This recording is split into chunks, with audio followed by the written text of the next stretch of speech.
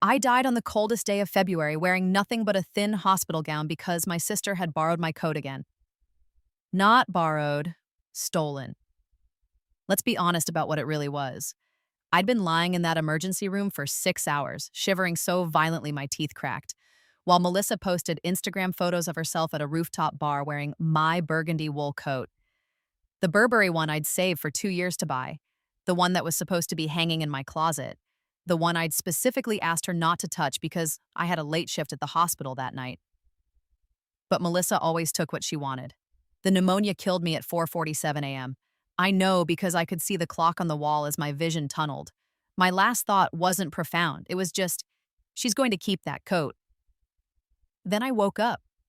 I woke up in my childhood bedroom in my childhood body on the morning of my 16th birthday. The same birthday when everything started going wrong. When I opened my eyes to see the lavender walls I'd painted in middle school and the glow-in-the-dark stars still stuck to my ceiling, I thought I'd had some kind of fever dream in the hospital. Then I looked at my hands.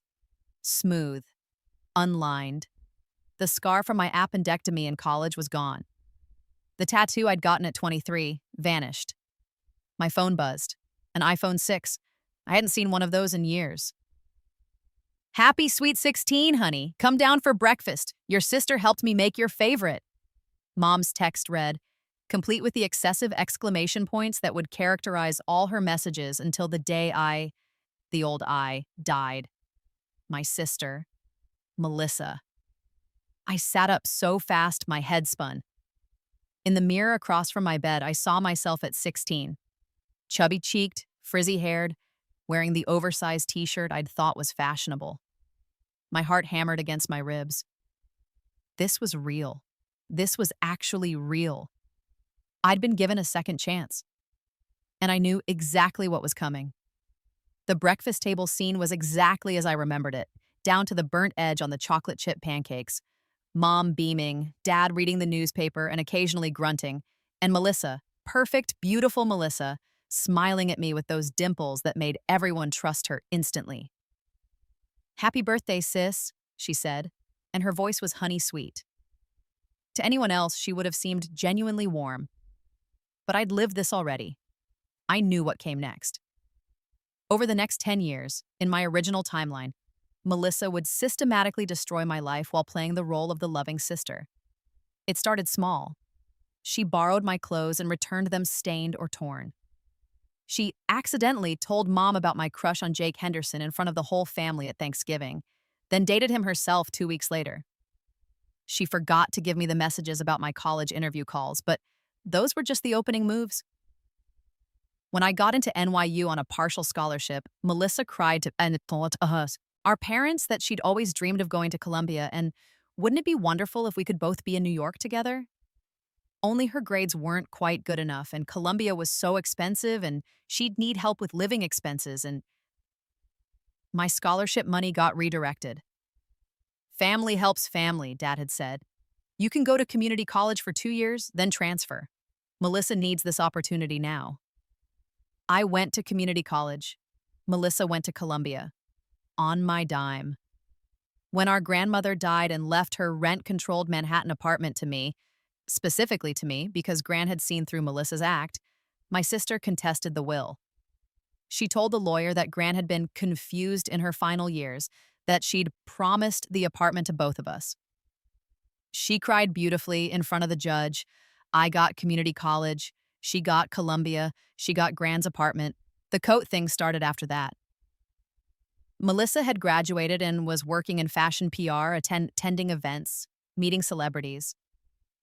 I was 26, working as a nurse's aide, still living at home because I couldn't afford anything else in New York.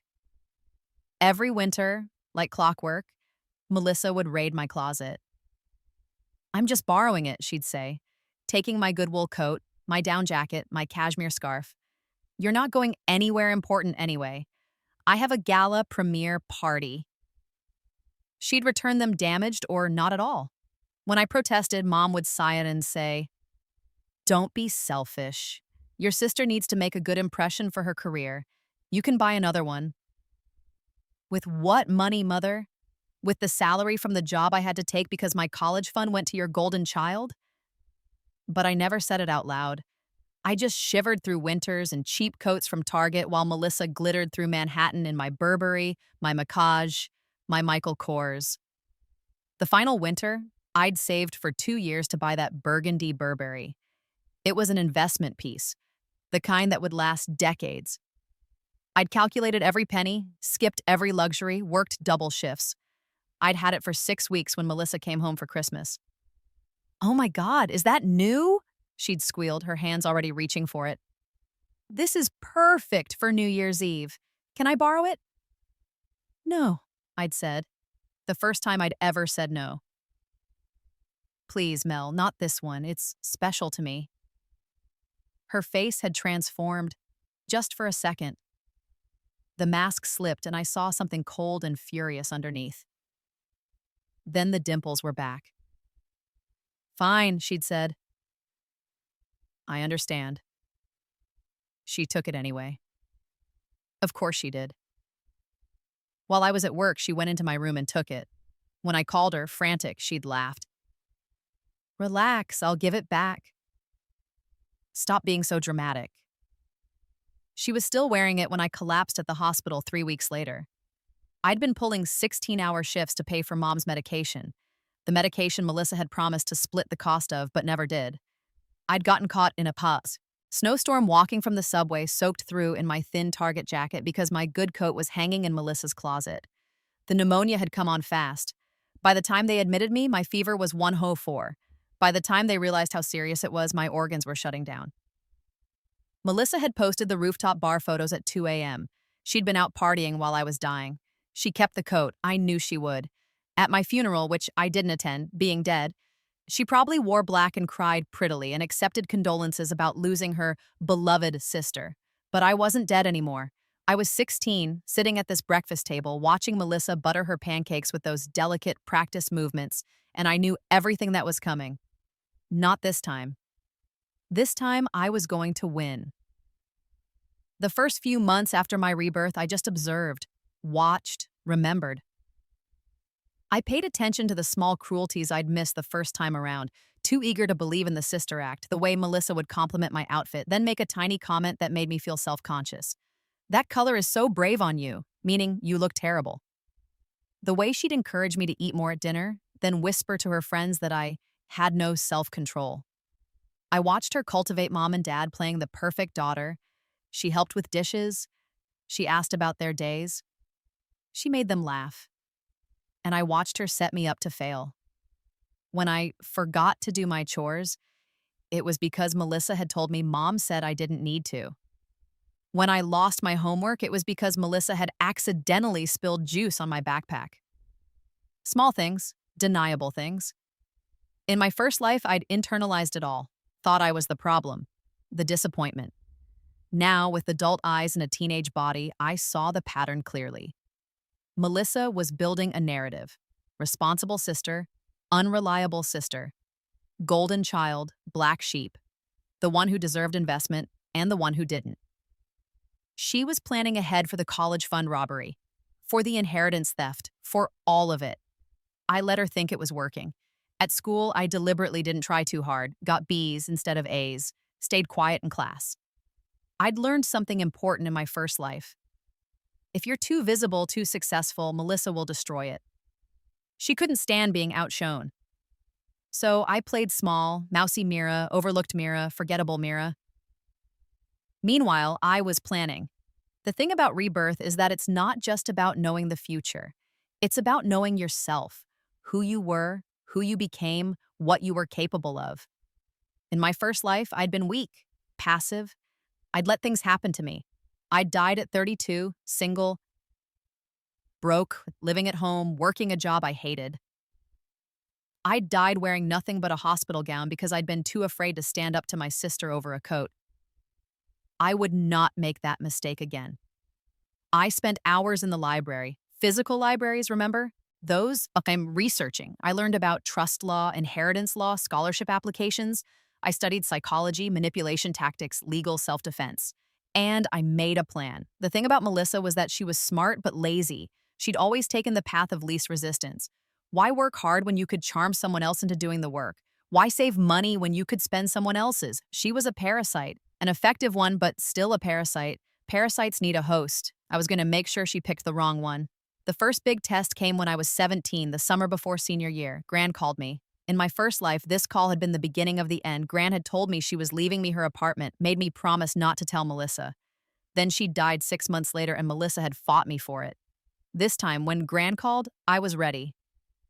Mira, darling. Gran's voice was frailer than I remembered, and I felt a pang of grief for her. I need to talk to you about something important. The apartment, I said quietly. There was a pause. How did you, Gran, I need to tell you something, and you're going to think I'm crazy. I took a deep breath. I need you to leave the apartment to a trust, not to me directly. Name me as the beneficiary, but make it ironclad. Use Martin Goldstein as the lawyer. He's the best estate attorney in New York. And Gran, whatever you do, don't mention this to anyone else in the family, especially not Melissa. Another long pause, then, my throat tightened. Know what? About your sister. What she is. Gran's voice was sad. I'd hoped I was wrong about her, but you see it now too, don't you? I closed my eyes. Yeah, Gran, I see it. I'll call Martin tomorrow, she said. And Mira, be careful. Girls like Melissa, they don't like losing. Gran died that December, right on schedule. At the funeral, Melissa cried beautifully. I cried too, but mine were real. The will reading was 3 weeks later. To my granddaughter, Mira, I leave my apartment at 347 West 76th Street, held in trust until her 25th birthday or college graduation, whichever comes first. The trust is irrevocable and cannot be contested. Martin Goldstein's voice was flat, professional. He didn't look up from the paper. Melissa's face went white, then red. That's not right. Gran promised both of us. There is no provision for Melissa Hartwell in the estate, Martin interrupted. Mrs. Chen was very clear in her wishes. She was confused. She had dementia. She did not. I have 3 doctors' evaluations confirming her sound mind, dated within 2 months of her death. Martin finally looked up, and his gaze was cold. This will is unbreakable, Ms. Hartwell. I made sure of it. Mom started crying. Dad looked uncomfortable. Melissa stared at me like I'd betrayed her. Good. How could you? Melissa hissed as we left the lawyer's office. You poisoned her against me. I didn't do anything, I said calmly. Gran made her own choices. You're a selfish bitch. That apartment should be shared. Why? I looked at her directly. So you can take it from me, like you take everything else? Her eyes widened. For a moment, the mask dropped completely and I saw rage, pure, undiluted rage. Then Dad was there, ushering us to the car, telling us to stop fighting at a time like this, and Melissa was crying delicately into his shoulder while Mom glared at me like I was the problem. Same as always, except this time I had Gran's apartment. Secure. Untouchable. First victory, secured. Senior year, I executed phase 2 of my plan, college. I'd learned something crucial in my first life. If you're brilliant but poor, there are people who will help you. You just have to find them. I threw myself into my studies. Not openly, I didn't want Melissa to notice, but I worked with a private tutor I'd found through the library, a retired teacher who charged almost nothing. I took the SAT 3 times, each score better than the last. And I applied to every scholarship I could find, hundreds of them, local, national, corporate, need-based, merit-based, essay competitions. I wrote until my fingers cramped. In my first life, I'd applied to a few colleges half-heartedly, too beaten down to really believe I deserved more. This time, I knew my worth. The acceptances started rolling in March. NYU with a full scholarship, Boston University with a stipend, Cornell with a research position. I didn't tell my parents until I'd made my choice. Stanford, I said at dinner one night, sliding the acceptance letter across the table. Full ride. Stipend for living expenses. I'm going to study biomedical engineering. The silence was deafening. California? Huh. Mom's voice was faint. But that's so far. It's one of the best programs in the country, I said calmly. And it costs you nothing. Actually, I'll be sending money home from my stipend. Dad looked confused. When did you? I've been working hard, I said simply. I know it doesn't seem like it, but I have been. Melissa had gone very still. Her fork was frozen halfway to her mouth. She knew. She knew what this meant. It meant I was leaving. Leaving New York. Leaving the cold, leaving the family, leaving her. It meant she couldn't feed off me anymore. Stanford, she said finally, and her voice was strange. Wow, that's far. California has great weather, I said, meeting her eyes. Sunny year-round. Barely gets below 60 degrees, even in winter. Something flickered in her expression. She wasn't stupid. She was hearing what I wasn't saying.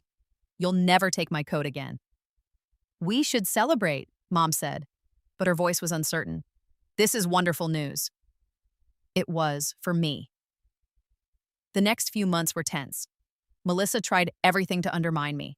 She told our parents that Stanford was too far, that I wasn't mature enough to live alone, that I should stay close to home. When that didn't work, she got mean. She accidentally deleted my scholarship acceptance emails. She told my friends I was abandoning them. She started a rumor at school that I'd lied on my applications. I documented everything. Screenshots, recordings, witnesses. I didn't fight back, I just let her show everyone who she really was. By graduation, people were starting to see it. The Golden Girl Act was slipping. She was trying too hard, too desperate. At graduation, when I walked across the stage as valedictorian, another thing I'd hidden from my family until the ceremony, Melissa's face was a thundercloud. I'd beaten her, publicly, undeniably, and I was leaving. Stanford was everything I'd hoped it would be. Warm, sunny, 3,000 miles from Melissa. I threw myself into my studies with a fervor that surprised my professors. But I had an advantage they couldn't know about. I'd already lived through the mistakes. I knew which paths led to dead ends, which connections mattered, which opportunities to seize. I joined Dr. Chen's biomedical research lab in my sophomore year. In my first life, I'd never even heard of her.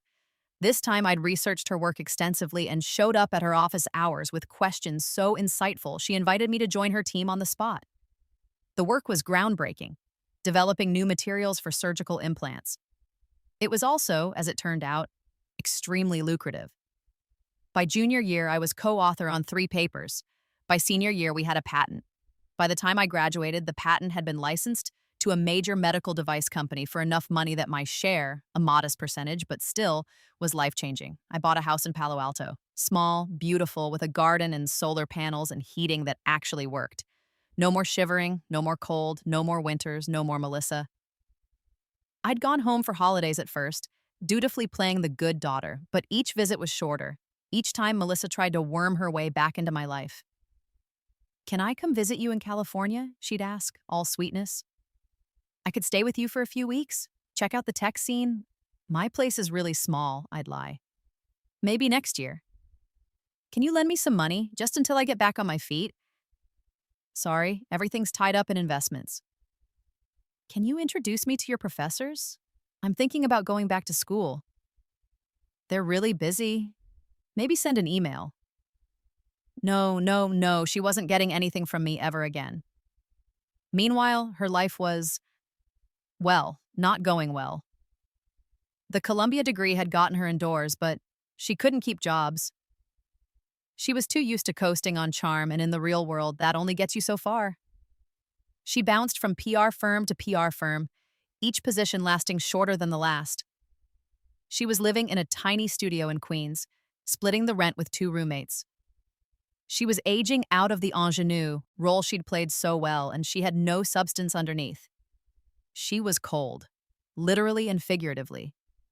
New York winters were brutal, and Melissa couldn't afford the nice coats anymore. She posted photos on Instagram sometimes, still trying to maintain the glamorous image, but I could see the truth. The cheap coat, badly fitted, the tired eyes, the apartment with peeling paint in the background. She was freezing, and I was warm. The real turning point came in my late 20s. Dr. Chen's company went public. My shares were suddenly worth millions. Not just comfortable money, generational wealth money. I was 28 years old, living in Silicon Valley, financially independent, working on technology that was saving lives. Everything I'd never had in my first life, I had now. And Melissa had nothing. She'd tried to ride my coattails as my success became more public. She started telling people she was my sister, trying to network through my connections. She'd show up at events I was speaking at, angling for introductions. I shut it down, professionally, publicly. "I'm sorry, I don't have a relationship with that person," I'd say when someone mentioned her. Cool, distant, final. The coldness wasn't metaphorical anymore. She started calling, texting, begging. "Mira, please, I'm your sister. I need help. Just a loan, just an introduction, just—" I blocked her number. Mom called, crying. "How can you be so cruel? She's your sister. Family helps family." "You're right, Mom," I said. "Family should help family." Where was the family when my scholarship money went to Melissa? Where was the family when Gran left me that apartment and Melissa tried to steal it? Where was the family when I was working 16-hour shifts to pay for your medication while Melissa was at parties? Silence. "That's different," Mom said finally. Melissa needed to learn that actions have consequences," I interrupted. "And now she has." I hung up. I didn't hear from them for 6 months. Then the incident happened. I got a call from an unknown number. Against my better judgment, I answered. "Mira?" The voice was raspy, unfamiliar. "Who is this?" "It's me, Melissa." I almost hung up, but something in her voice stopped me. "What do you want?" "I'm in the hospital." Her voice cracked. "Mount Sinai, I have severe pneumonia. The doctors say it's bad." My blood ran cold. Pneumonia, the same thing that killed me in my first life. "I don't have insurance," she continued. I lost my job. I've been staying with friends, sleeping on couches. I got caught in that blizzard last week and my coat. I didn't have a good coat," and she was sobbing now. "I need help. Please, I know you hate me. I know I was awful to you, but please, I could die." I stood there in my warm California house looking out at the sunny garden and felt absolutely nothing. "Do you remember?" I said quietly. "When I asked you not to? Take my burgundy coat? My Burberry? The one I saved 2 years to buy?" Confused silence. "What? Do you remember what you said to me when I begged you not to take it?" That was years ago. You said stop being so dramatic. You said you'd give it back. You never did." "Mira, that's not— I don't understand why you wore it to a party," I continued, my voice flat. "While I was dying of pneumonia in a hospital, wearing a thin Target jacket because you'd taken all my good coats. You posted photos. You looked beautiful." "What are you talking about? You didn't have pneumonia?" "No," I agreed, "not in this life." "Because I left. I moved to California where it's warm, where I don't need expensive coats, where you can't take anything from me ever again." "You're not making sense." "I'm making perfect sense. You're cold, Melissa. You're freezing. And it's your own fault." "Please," she whispered.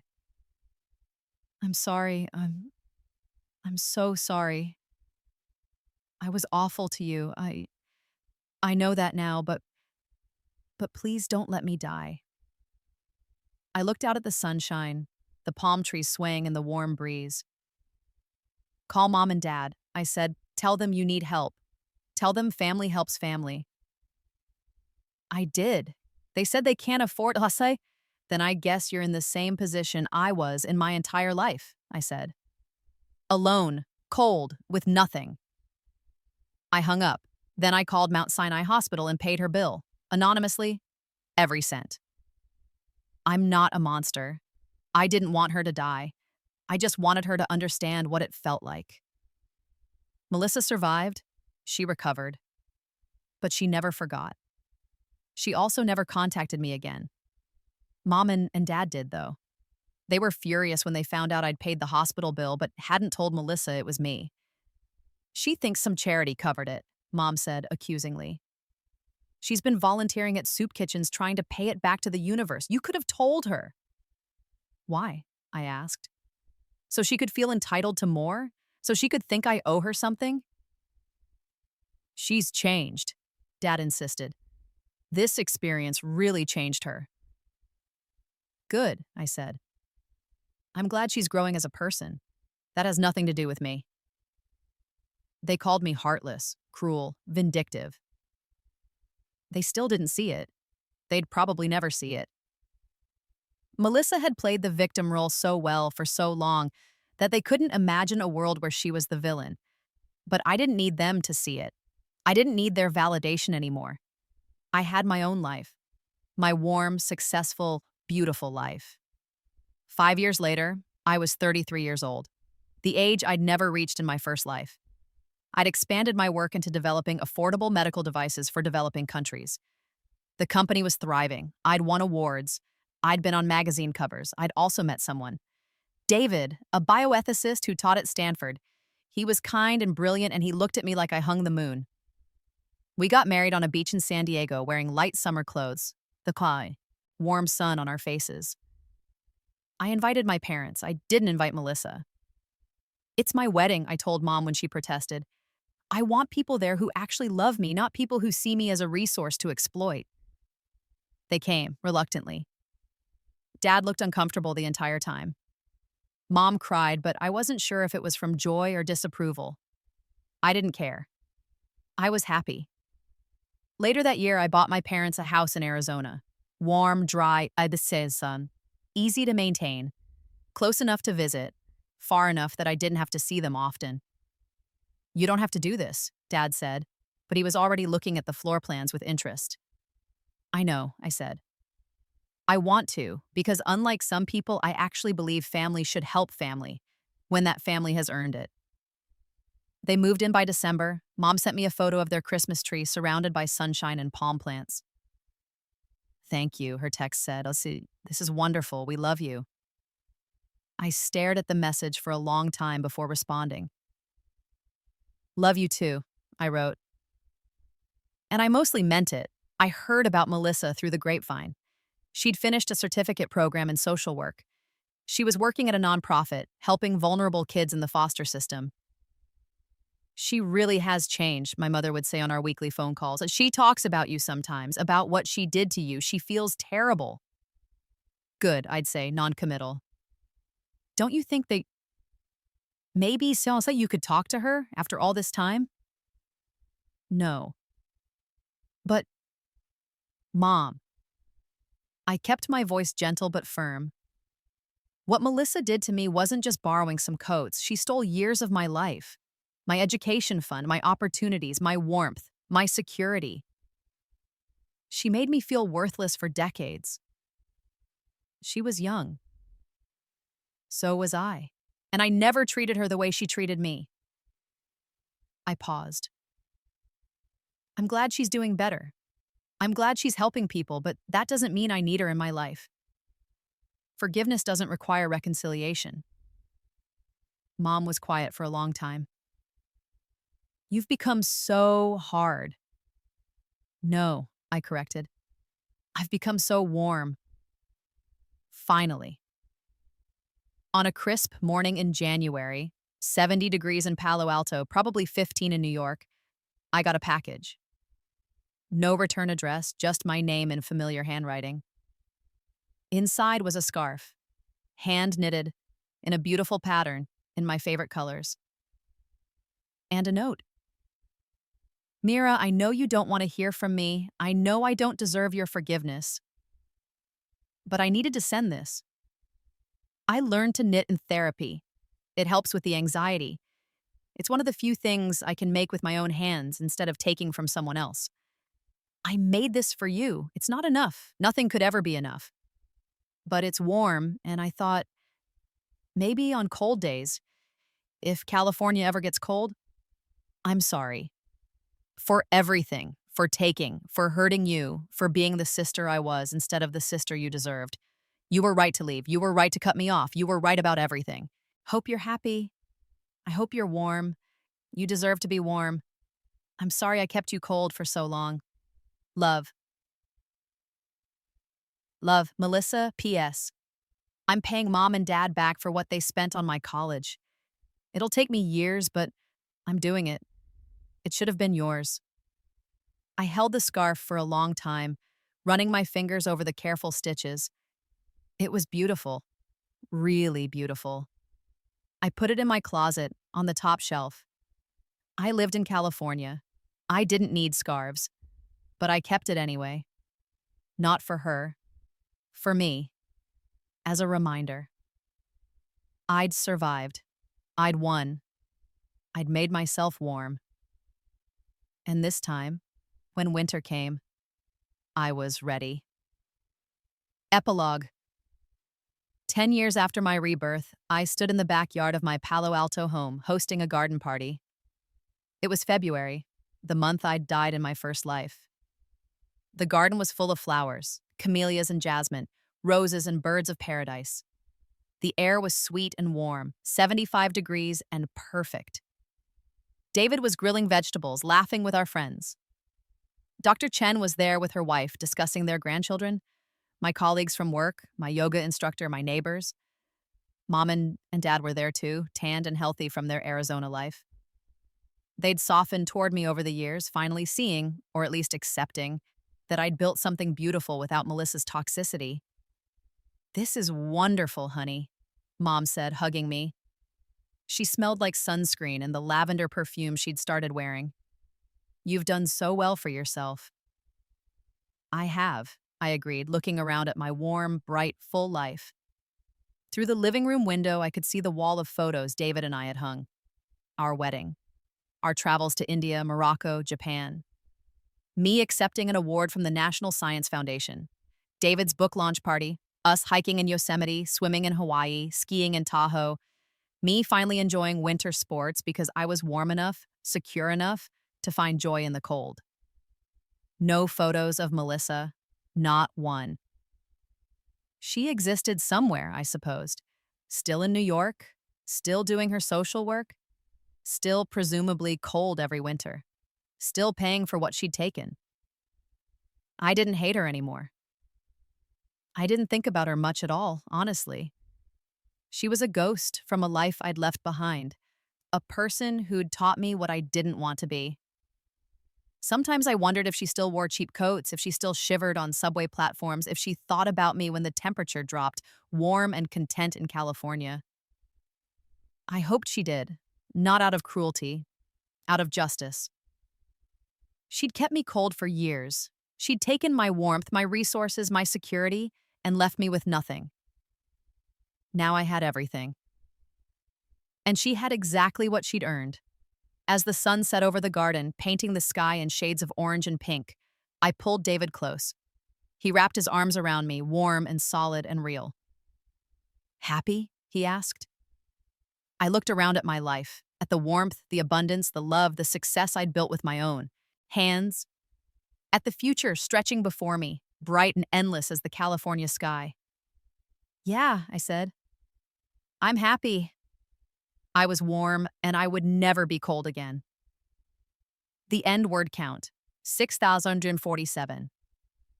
I notice I'm significantly under the 10,000 word target. Let me continue and expand the story to reach the full word count. Continued.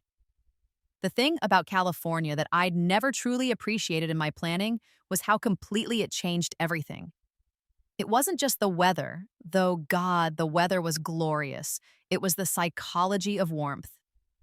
In New York, I'd spent 6 months of every year bracing for cold, checking weather forecasts obsessively, calculating if I could afford a good coat or if I'd have to layer cheap sweaters again, timing my commutes to minimize outdoor exposure. Every winter was a siege, and I was always under-equipped because Melissa had taken my armor. In California, I woke up and didn't think about it. I wore the same light jacket year round. I never checked if I had gloves or scarves. I never had to plan my outfit around warmth versus fashion because warmth was a given. It freed up so much mental space. Space I'd use to build an empire. By the time I was 35, my company had expanded beyond surgical implants. We were developing smart prosthetics, artificial organs, bioresponsive drug delivery systems. The work was saving lives daily, and the money was almost obscene. I'd become, quite accidentally, a minor celebrity in the tech and medical worlds. TED Talks, magazine profiles, that weird thing where Stanford students would whisper and point when I visited campus. That's Dr. Hartwell. She's worth like $200 million. I heard she started her own foundation for low-income STEM students. Didn't she turn down an offer from Google? I had, multiple times. I liked building things more than I liked working for someone else. The foundation was real, though. The Hartwell Foundation for Accessible Education. Full scholarships for students from families making under $50,000. Laptops, housing stipends, emergency funds for family crises, so students didn't have to choose between school and helping their parents. Everything I'd never had, I made sure the other kids got. The first year, we gave out 15 scholarships. By year 5, we were funding 500 students annually. One of them, a brilliant girl named Jasmine from Detroit, sent me a thank you note that made me cry. My sister told me I should drop out and get a job to help the family, she wrote. She said I was selfish for wanting to go to college. Your scholarship let me say no. Thank you for believing that someone like me deserves a warm coat and a chance. The coat metaphor, she got it. I wrote back personally, something I rarely had time for, that your sister was wrong. You deserve every opportunity. Build your life. Don't let anyone make you cold. Melissa found out about the foundation, of course. Everything I did was increasingly public. She sent me an email. The first direct contact in 8 years. Mira, I saw the profile in the Times about your foundation. It's incredible. You're helping so many people. I'm proud of you. I know I have no right to say that, but I am. I'm also ashamed. Because I see what you're doing, giving kids the opportunities I stole from you. And I understand now what I took. I'm not asking for anything. I just wanted you to know that I see you, really see you. And you're magnificent, Melissa. I stared at the email for 20 minutes. Then I archived it without responding. David found me at my desk staring at nothing. You okay? He knew about Melissa. I'd told him everything early in our relationship, needing him to understand why I was the way I was about family. Melissa emailed. His expression darkened. What did she want? Nothing. That's the weird part. She just said she was proud of me. Apologized again. And how do you feel about that? I thought about it, really thought about it. Tired? I said finally. I'm tired of her being part of my story, even as the villain. David pulled me close. Then make her not part of it. You don't owe her your energy, not even your anger anymore. He was right. I'd spent so much time winning, I'd forgotten to simply live. I deleted the email. Not archived. Deleted. Then I turned off my computer and went to the garden. My parents' relationship with Melissa was theirs to navigate. I'd stopped trying to control it or even comment on it years ago. But I noticed things in Mom's phone calls. Melissa's doing well at her job. She got promoted to senior case manager. That's good. She's dating someone. Nice guy, a teacher, very patient with her. She bought herself a really nice coat this year. Saved up for it. She was so proud. That one made me pause. Good for her. Mom's voice got careful. She said it made her think of you. How you must have felt when she took yours. Mom, I don't want to talk about this. I know, honey. I want you to know she's trying. She really is trying to be better. That's between her and her conscience, I said gently. It doesn't involve me. Don't you ever think about forgiving her? I have forgiven her, I said, and realized it was true. I've let go of the anger. But forgiveness doesn't mean relationship. She can be a better person without being in my life. That seems harsh.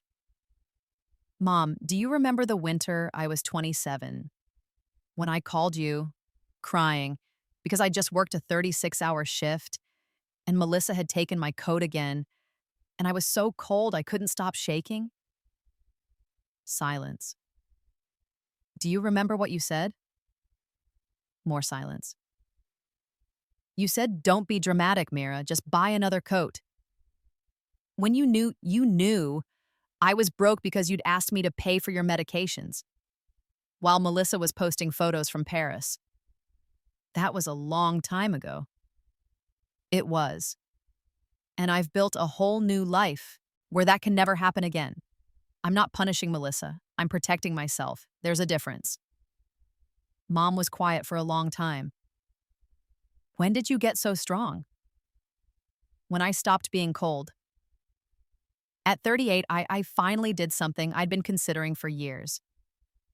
I wrote a memoir. Not about Melissa specifically, about poverty, about family dysfunction, about the psychology of scarcity and abuse, about rebuilding yourself when the people who should love you most treat you as a resource instead of a person. I called it The Warmth You Make Yourself. My publisher was nervous. It's very honest, very raw. Are you sure you want to be this vulnerable? I'm sure, I said. Other people need to hear this, need to know they're not crazy, they're not ungrateful, need to know it's okay to leave, to protect yourself, to choose warmth. The book came out in September. By November, it was on the bestseller list. By January, I was getting hundreds of messages a day. This is my life. Thank you for writing it. I thought I was the only one whose sister did this. I'm going no contact with my family because of your book. Thank you for giving me permission. My brother stole my inheritance and I felt guilty for being angry. Your book helped me understand it wasn't my fault. The validation was overwhelming. For years, I'd worried that I'd been too harsh, too unforgiving, that maybe everyone else was right and I should have tried harder with Melissa. Now hundreds of thousands of people were telling me, no, you were right. You deserve to be warm. The book got adapted into a limited series. Serious actresses fought for the role of Emma, not Melissa. A-list directors wanted it. I consulted on the production, making sure it got the details right. The slow erosion of self-worth. The gaslighting. The way family ties can be used as chains. The way warmth, literal and metaphorical, becomes the most precious commodity when someone keeps stealing it. The series came out to critical acclaim. Awards, think pieces, college courses taught it, and through it all, Melissa stayed silent. She didn't do an interview, didn't write a counter-narrative, didn't try to defend herself even though anyone who knew us could figure out who Emma's sister was. She just let me have it. My story, my truth. That, more than any apology, made me believe she'd actually changed. At 40, I got an unexpected message through my foundation's website. Dear Dr. Hartwell, you don't know me, but I'm your niece, Melissa's daughter. My name is Sophie and I'm 17.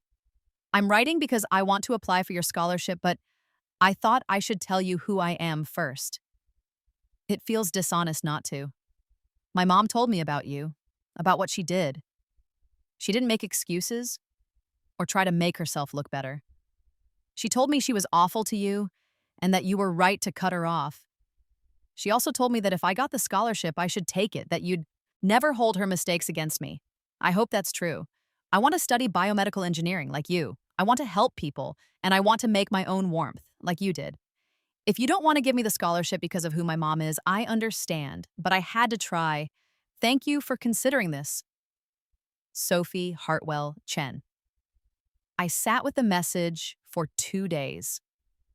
Sophie, Melissa had a daughter she'd named with her partner's last name, hyphenated with hers, which meant Melissa had married someone named Chen, like my mentor, Dr. Chen. No, that was ridiculous. Chen was a common name, but still, the coincidence. I looked Sophie up, found her academic record, stellar, her extracurriculars, volunteer work at homeless shelters, peer tutoring, her essay submission. The essay destroyed me. She wrote about growing up with a mother who'd made terrible mistakes and spent Sophie's entire life trying to make up for them, about watching her mom work 2 jobs to pay off debts from before Sophie was born, about how her mom had told her over and over, "Don't be like I was. Be like your Aunt Mira. Be warm, be kind, be fair." I've never met my Aunt Mira, Sophie wrote, but she's been the blueprint for my life. My mom keeps a photo of her from a magazine, Dr. Hartwell receiving the National Medal of Science, on our fridge. When I do something good, Mom says, "Mira would be proud." When I mess up, she says, "Mira wouldn't accept this from herself, and neither should you." I understand why Aunt Mira doesn't want to know us. What my mom did was unforgivable. But I hope someday I can meet her. Not as family, just as someone she helped, even from a distance. Someone she made warm. I called Melissa. The phone rang 4 times. I almost hung up. "Hello?" Her voice was older, tired. "It's Mira." A sharp intake of breath. "Mira, wow, I never thought—" "Sophie applied for my scholarship." "I know, I told her it was okay. That you'd be fair." A pause. "You are going to be fair, right?" "She's amazing, Mira. She's everything I wasn't." "I know, I read her application." "And?" "She got the scholarship," I said. "Full ride to Stanford if she wants it, starting next fall." Melissa made a sound, half laugh, half sob. "Thank you, God, thank you." "I'm not doing it for you," I said, but without heat. "I'm doing it because she earned it, because she deserves to be warm." I know, her voice cracked. Could I ask one more thing?" I waited. "Will you mentor her? She wants to study bioengineering, and you're the best." "I'd never ask anything else from you, but Sophie, she deserves a chance to learn from you." I looked out at my garden, at the California sunshine, at the warm and beautiful life I'd built. "I'll think about it," I said. Then I hung up. Sophie started at Stanford the following September. I didn't reach out immediately, wanted to let her find her own footing, make her own identity, but I watched. Saw her join Dr. Chen's lab, my Dr. Chen, who was still teaching part-time in retirement. Saw her ace her courses, saw her start a peer support group for first-generation college students. Saw her buy herself a really nice winter coat before visiting her mom for Christmas break. Posted about it on social media. First coat I ever saved up for myself. Mom cried when she saw it, not sure why, but it seemed important. I knew why. In January of Sophie's freshman year, I invited her to coffee. She showed up early, nervous, wearing that coat even though it was 70 degrees. "Dr. Hartwell," she said, shaking my hand formally. "Thank you for meeting me." "Call me Mira," I said. "And you can take off the coat. It's warm here." She laughed, embarrassed, shedding it. "Habit. I'm still getting used to the weather." We talked for 3 hours, about science, about family, about California. I didn't mention Melissa, neither did she. At the end, I said, "I'm looking for a summer research assistant. Interested?" Her eyes lit up. "Really? I mean, yes, absolutely yes." "Good. The work is hard and the hours are long, but it's worth it." "I know," she said. "Mom told me you never take shortcuts, that you build everything yourself, brick by brick." "Your mom said that?" Sophie nodded. "She talks about you sometimes, about what she learned from losing you. She says you're the best person she's ever known and the best sister she never deserved." I absorbed that. "She's right about one thing," I said finally. "Building it yourself is the only way to make it last. Let me teach you how." Over the next 4 years, I mentored Sophie. Not as an aunt, we never used that word, but as a professor, a boss, a guide, She was brilliant, hardworking, kind, everything Melissa hadn't been. And slowly, carefully, I let myself care about her. It wasn't forgiving Melissa. It was choosing to let warmth grow where there'd only been cold. Sophie graduated summa cum laude, got into MIT for her PhD, hugged me at her graduation with tears streaming down her face. "Thank you," she whispered, "for giving me a chance, for making me warm." "You made yourself warm," I corrected. "I just showed you where the sun was." At the graduation dinner, Melissa was there, older, grayer, but smiling, proud. Our eyes met across the room. She didn't approach me, didn't try to talk, just nodded once, a gesture of acknowledgement. I nodded back. It wasn't reconciliation. It wasn't forgiveness in the traditional sense. It was just an ending, a closing of accounts.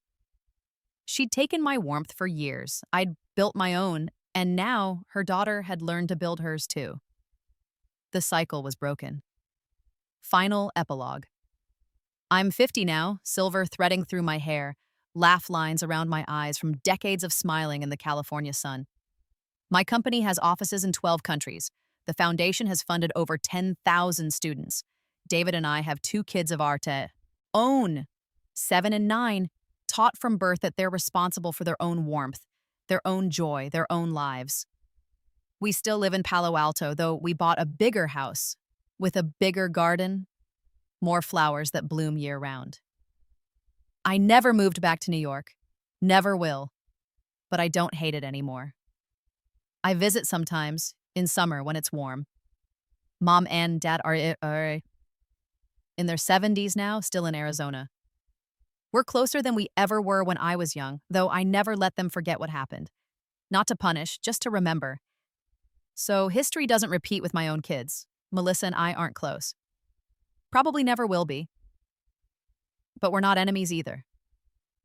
She sends a card every year on my birthday, always the same message. "Thank you for showing me what warmth looks like. I'm sorry I tried to keep you cold." I never respond, but I keep the cards. Sophie's doing incredible work in regenerative medicine at MIT. She calls me every few weeks, excited about her research. She's dating a nice person, building a good life. She's warm. Last week, a package arrived at my office from Melissa. Inside was a coat. Not the Burberry, that's long gone, but a new one.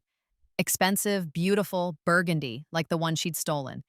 The note said, "I saved for 2 years to buy this, like you did. I wanted you to know what that feels like, to give instead of take. You'll never need it in California, but maybe you'll keep it anyway, as proof that people can change, or as proof that you won. Either way, you deserve it. With love and regret, Melissa." I held the coat for a long time. Then I hung it in my closet, next to the scarf she'd sent years ago, proof of something. I wasn't sure what yet. That night, David found me in the garden, watching the sunset. "You okay?" he asked, wrapping his arms around me. "Yeah," I said, leaning into his warmth. "Just thinking. About? About how far I've come. How I died once, frozen and alone. And now I'm here. Warm, loved, successful. Reborn," David said. "Reborn," I agreed. The California sun was setting, painting the sky in golds and pinks. The air was warm. My garden was blooming. My children were laughing somewhere inside the house. I'd died in the cold once, in my first life. Been reborn and rebuilt myself into something magnificent.